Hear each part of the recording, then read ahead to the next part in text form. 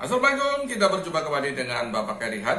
Kali ini kita akan belajar dari seorang redaktur majalah Tempo dan majalah Gatra yang sangat piawai di dalam menulis berita-berita hukum.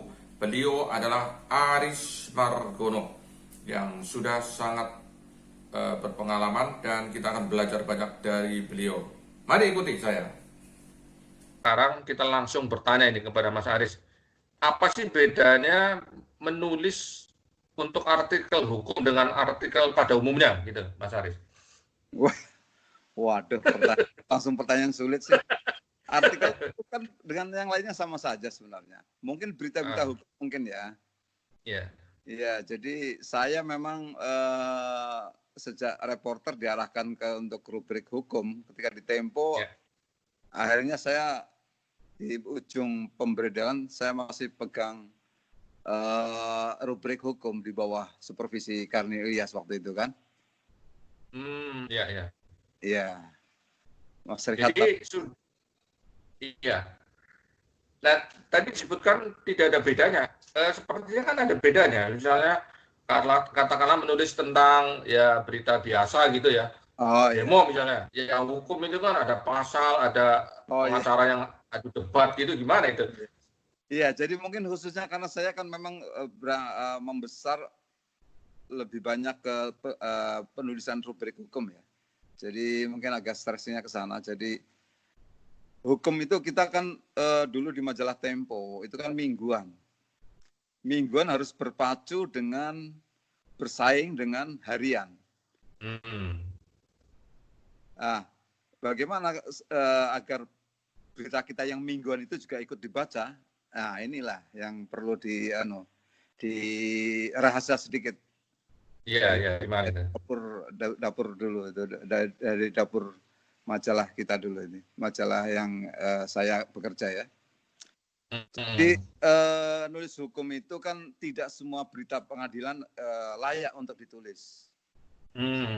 Ya, jadi tidak semua berita hukum bisa masuk ke Tempo waktu itu kan. Jadi punya kriteria karena kalau beritanya sama saja pasti akan ditinggal oleh pembaca karena mereka sudah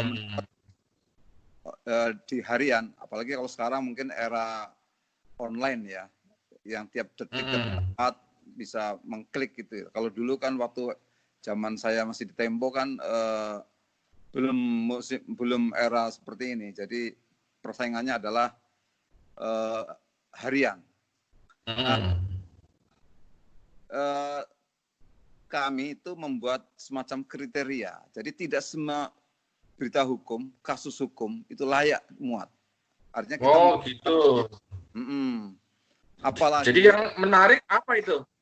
Yang menarik kalau yang dianggap layak berarti ada sendiri ya kriterianya ya 1, 2, 3 gitu ya? Iya gitu Mas Riyad. Ya, gimana coba jelaskan lagi. Apalagi kita kan hanya dibatasi oleh jumlah halaman. Sekali terbit kan 3 halaman. Maksimal 3 halaman tuh kira-kira ada 4-5 item lah.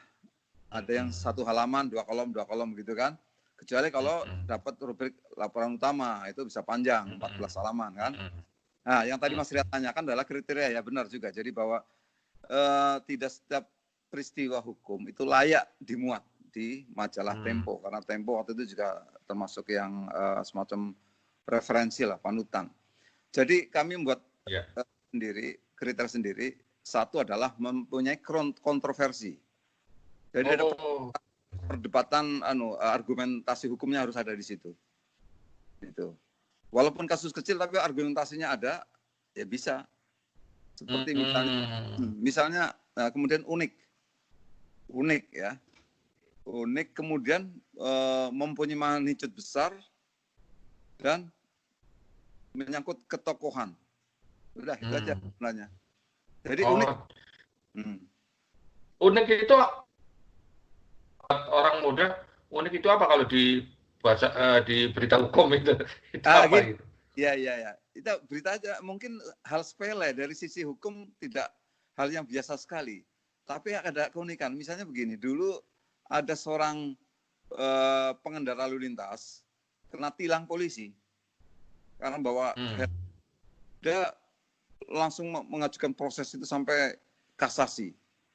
sampai mengajukan itu ya. Walaupun itu kan pelanggaran lalu lintas kan termasuk pelanggaran ringan lah. Tapi mereka langsung bisa memproses sampai Mahkamah Agung. Itu kan unik, bisa kecil tapi unik. Unik. Iya. Oh, jadi karena melanggar lalu lintas, tetapi dia tidak mau menyerah gitu ya? Iya. Dia terus mengajukan sampai ke Mahkamah Agung gitu ya? Iya. Padahal kan itu kan kalau tokoh besar berarti tokoh yang berantem itu ya? Ya. Gimana itu? Kalau yang tokoh besar? Ya, misalnya seorang pejabat atau mungkin pengusaha atau tokoh masyarakat berperkara itu kan mungkin perkaranya sederhana, katakanlah gugat-menggugat atau mungkin berselisih dengan tetangga misalnya, atau hanya mungkin pencemaran nama baik. Kalau dilakukan oleh orang biasa kan tidak layak. Karena itu kan mungkin hampir setiap hari ada kasus-kasus seperti itu. Tapi karena ketokohannya ini layak kita angkat. Ada pertanyaan. Kemudian karena ada nama, karena ada nama dua orang yang berperkara bukan orang biasa, jadi menarik ya. Tetapi kalau kasus hukum orang biasa udah biasa lah ya, nggak menarik gitu ya. Iya.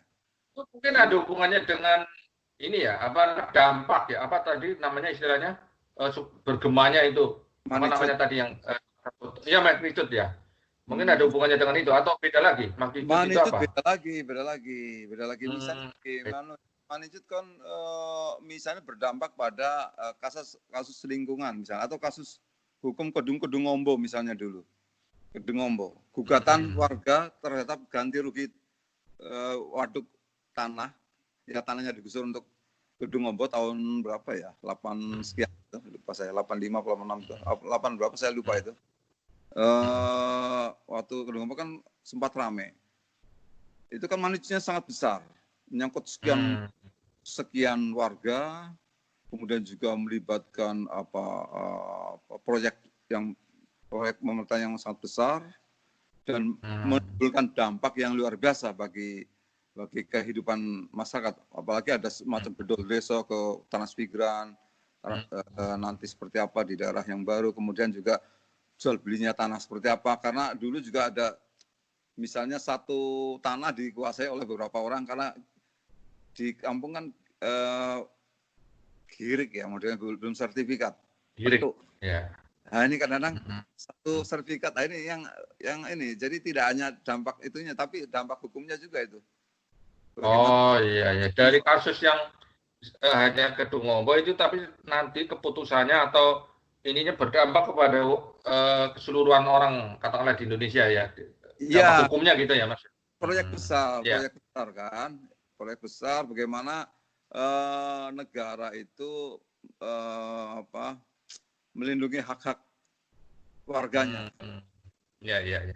Nah sekarang gini Mas, sebagai orang yang berpengalaman gitu ya, sudah bertahun-tahun, apa sih kesulitannya meliput hukum gitu? Terus solusinya gimana gitu? Misalnya wartawan muda gitu meliput hukum itu gimana masalahnya? Ya, itu yang harus harus dipelajari, yang harus betul-betul diperhatikan. Jangan sekedar kita ke pengadilan dengan tidak ada bekal sama sekali, kosong. Harus punya referensi, juga mengetahui istilah-istilah hukum ya. Jadi mereka nanti nggak gagap-gagap ketika ada argumentasi perdebatan hukum di pengadilan antara jaksa dengan terdakwa, dengan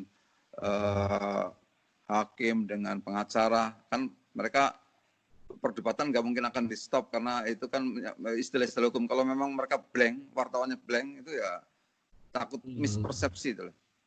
Nah ini harus dibekali itu.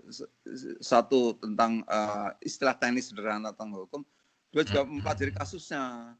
Jadi juga angle-nya apa. Seperti misalnya dulu ada kasus yang menarik itu ketika awal-awal ada kasus peninjauan kembali. Itu peninjauan kembali dulu dalam KUHP itu kan hanya diperuntukkan untuk pengertian waktu itu, tahun sekian, saya lupa itu. Untuk korban. Jadi kalau ada novum, ada hal yang baru itu bisa ikut PK, bisa mengajukan PK, peninjauan kembali. Tapi tiba-tiba ketika kasus Mokhtar Papahan itu ketua Serikat Buruh zaman Orde Baru memang cukup waktu itu vokal pada eranya orang yang sangat memperjuangkan buruh. Dan mungkin era baru kan beda lah dengan sekarang ya. Tiba-tiba ketika dihukum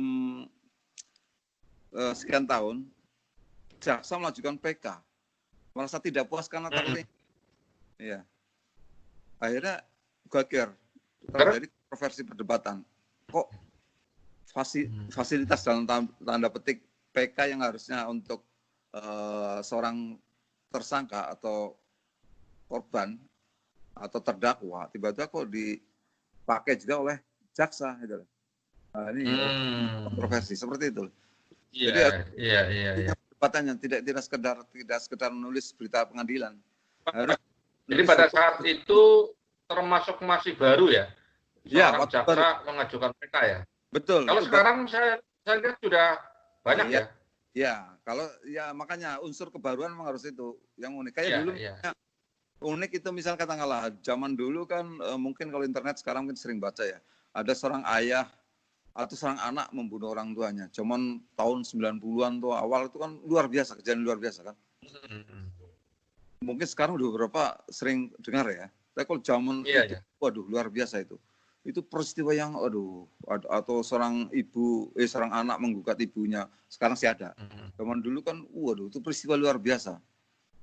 Jadi itu harus ada punya kriteria yang saya sebutkan tadi. Ada kontroversi, ada keunikan, ada magnitude-nya, ada kebaruannya. Itulah. Ada tokohan ya. Jadi tadi memang harus wartawan meliput itu nggak boleh nggak tahu jaksa mana, kan ada tuntutan, ada dakwaan, ada eksepsi, ada apa itu harus dihafalin, harus tahu persis gitu ya, supaya nggak salah gitu ya. Iya. Nah sekarang ini Mas Aris sebagai yang sudah pengalaman ya dari generasi Soeharto sampai sekarang gitu, cenderungan berita hukum kita sekarang gimana? Tambah menarik atau gimana sih? Saya lihat memang lebih terbuka ya. Ini juga tantangan buat wartawan muda ya. Karena dulu kan mungkin menemui jaksa, hakim bisa agak eksklusif. Sekarang kan ini sudah terbuka gitu ya. Gimana perbedaannya dulu sama sekarang? Ya mungkin tantangannya ya. Kalau eksklusivitasnya. Kalau sekarang mungkin tantangannya kok nampaknya kurang. Karena saat sekarang ada undang-undang kebebasan informasi publik ya. Hak untuk merah informasi, kemudian juga eranya lebih terbuka. Kalau dulu kan untuk cari BAP saja kalau kita dapat udah luar biasa itu. Iya. Bagaimana bisa masuk ke LP aja luar biasa itu. Iya. Kan? Nah, ini problemnya kan hukum sekarang itu menurut saya sih kadang-kadang terlalu bicara teknis ya. Jadi teknik penulisannya kan beda dengan yang berita biasa menurut saya sih. Iya. Jadi maksudnya Mas Aris sekarang lebih hambar gitu, tidak mendalam gitu atau gimana tulisan zaman sekarang ini? Saya angle-nya kurang tajam untuk yang menyangkut hanya sekedar menggambarkan. Bercerita memaparkan melaporkan dari pengadilan tapi hanya berkutat pada pasal-pasal. Orang kan nggak terlalu pusing dengan pasal. Pusing dengan pasal. Jadi cara mereportasenya itu loh kurang dapat gambaran. Mungkin ini bisa digambarkan ini Mas Aris. Wartawan sekarang katakanlah benar ya. Saya lihat juga wartawan itu datang terus jaksa ngomong apa direkam gitu, terus ditranskrip. Hakim ngomong apa transkrip gitu ya, tapi tidak bisa menggambarkan sisi unik dari pengadilan itu. Nah, itu gimana kiatnya itu supaya bisa menangkap titik-titik keunikan? Lah, kalau dulu rumusnya adalah harus ada deskripsinya. Reportase di ruang kita mengajak pembaca hadir pada ruang persidangan. Iya. Terdakwa A tampak terkejut ketika jaksa iya. tiba-tiba menuntutnya 14 tahun penjara. Matanya nampak berlinang air mata sambil menunduk menyeka matanya, seperti itu loh. Iya. Sang ibu dari belakang memeluknya. Nah, misalnya begitu. Ada gambar-gambar seperti itu. Kan sekarang sering menurut saya sih dan hukum itu kan karena penuh dengan pasal, menurut saya jadi harus dibikin cair. Kalau hanya berkutat pada pasal-pasal, menurut saya kok jenuh ya baca hukum ya. Kecuali dulu waktu kasus Setia Novanto menarik karena dia dulu di sidang karena ada TV ya, kalah dengan TV, media kalah dengan TV. Padahal bisa loh disiasati loh. Kan sekarang bersaingnya dengan TV. Kan kita bisa misalnya di dalam ruang tunggu sebelum memasuki sidang pengadilan, Setia Novanto misalnya ya, membuka kotak makanan yang diantar oleh istrinya. Kemudian dengan tertata-tata dengan disuapi oleh sang istri. Nah, ada gambar yang ditangkap oleh kamera. Jadi kita ditangkap kamera. Atau misalnya FFI, kita yang live di TV. Media kan seperti akan bisa menggambarkan suasana seorang bintang itu, aktor itu ketika misalnya dia gagal memperoleh Piala Citra, bagaimana menghempaskan tubuhnya pada kawan dekat yang duduk di sebelahnya ketika mengumumkan. Nah, seperti itu. Di pengadilan juga seperti itu. Bisa digambarkan. Ini kembali ke sekarang hukum. Udah jarang saya lihat ya. Saya lihat sudah jarang tulisan seperti itu. Padahal itu rumusan awal jadi wartawan zaman dulu ya. Karena itu cenderung transkrip soalnya ya. Iya, boleh straight news, tapi harus ada sedikit deskripsi lah. Ada membawa suasana. Iya. Jadi tidak hanya jaksa ngomong apa, hakim ngomong apa di transkrip gitu langsung digatuk-gatuk gitu jadi ya, tapi harus ada deskripsi. Nah, ini yang memang banyak yang lupa, harus membuat deskripsi yang menarik. Jadi tidak hanya di dalam sidang, sebelum sidang, mungkin juga setelah sidang gitu ya. Mungkin ada hal-hal yang bisa diangkat supaya menarik ceritanya. Karena kita kan bersaing dengan online sekarang. Harus ada sesuatu yang lain. Tidak seragam. Saya lihat sekarang online juga seragam tuh berita-beritanya tuh. Si ini terdakwa ini melanggar pasal ini diantamnya hukumannya. Siapa yang peduli dengan pasal-pasalnya? Ini juga ngapalin pasal. Apalagi kalau mereka juga ternyata dia datang ya, kopas gitu, pasti otomatis beritanya ada dikembang. Nah itu dia. Iya kan? Iya harus dengan teknologi ini kan kadang-kadang yang datang siapa, tapi yang bisa nulis banyak gitu kan kalau zaman sekarang. Iya. Jadi memang harus hadir lah ya.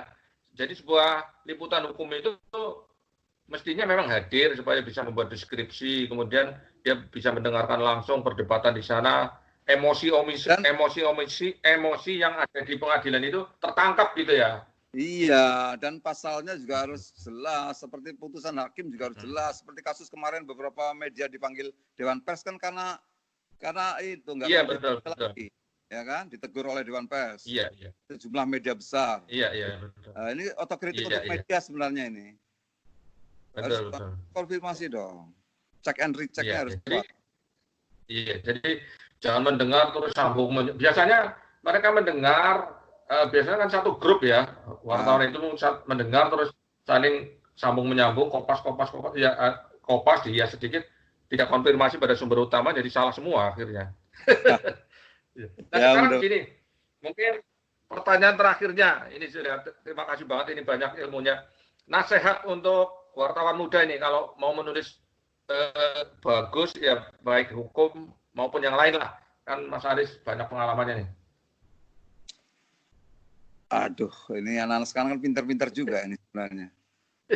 Walaupun nggak ada pelajaran mengarang lagi, tapi mereka kan udah anak cerdas-cerdas ya.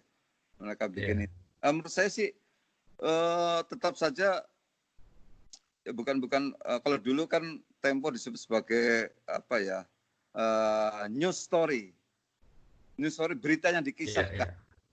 Ini Iya, iya. doktrin yang menurut saya kurang yang sekarang. Mungkin karena terbiasa dengan tergesa-gesa dengan ini deadline segala macam, bersaing dengan apalagi online ya. Tapi kalau harian atau majalah mungkin Iya, bisa iya. lebih mengendapkan sedikit, tulislah yang dengan yang ada. Kita hadir mewakili pembaca, kita mata dan telinga pembaca ada dititipkan pada kita adalah. Jadi merekam apa yang terjadi di itu dengan mendeskripsikan atau suasana yang terjadi di lapangan. Dan kita harus berdiri katakanlah 1 meter di depan peristiwa, jangan masuk ke peristiwa itu. Kita kan reporter, nggak boleh dong ikut itu dong. Ya. Berjarak gitu ya. Jadi Berjarak. kita tetap walaupun menulis tetap harus berjarak dengan kasusnya gitu, tidak malah Iya. terlibat gitu. Iya, cover both side tetap cover both side.